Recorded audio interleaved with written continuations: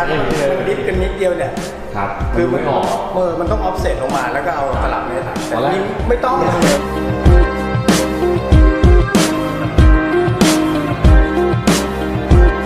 So all this can be cleaned up. So I mean, people can see this area here, the kitchen, so keep the tiles like this and clean them up. สวัสดีครับพี่โต้ง ดีครับผม มาทำอะไรที่วันนี้ เอามารีวิวตัวโครงสร้างครับ ตกไป30เซนบ้าเลย อันนี้คริสครับ อันนี้ this is พี่โต้ง is an engineer ไม่คิดว่ามันจะช้ามากขนาดนี้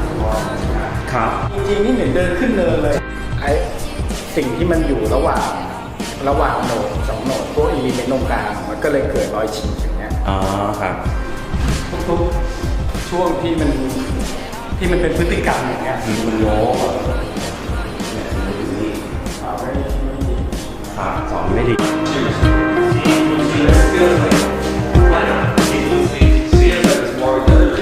Maybe it's a false floor.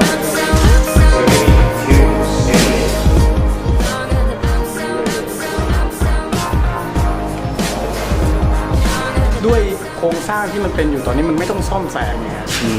แต่ทีเนี้ยไอ้ที่มันวิบัติถ้าจะทำให้มันวิบัตินะครับผมว่าน่าจะเป็นเรื่องฟาวเดชั่นมากกว่าที่ทำให้มันล้มออกไป ล้มไปพิงอาคารนู้นหรือว่าล้มไปด้านหลัง Longer than the